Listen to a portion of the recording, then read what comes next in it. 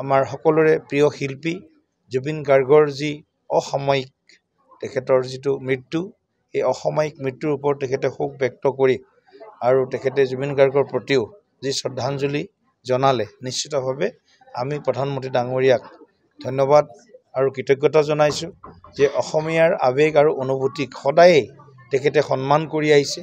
আৰু এনেকুৱা প্ৰধানমন্ত্ৰী আমাৰ হয়তো জীৱনকালত আমি দেখা নাই বুলি ক'লেও ভুল নহয়। বাজপেয়ী ডাঙৰীয়াক দেখা পাইছোঁ, তাৰপিছত আমি নৰেন্দ্ৰ মোদী ডাঙৰীয়াক দেখা পাইছোঁ।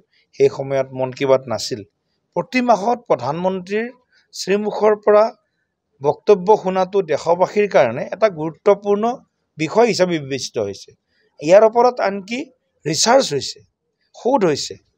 ইয়াৰ ওপৰত মানুহে ডক্টৰেট পাইছে প্ৰধানমন্ত্ৰী মন কী বাতৰ অনুষ্ঠানৰ ওপৰত।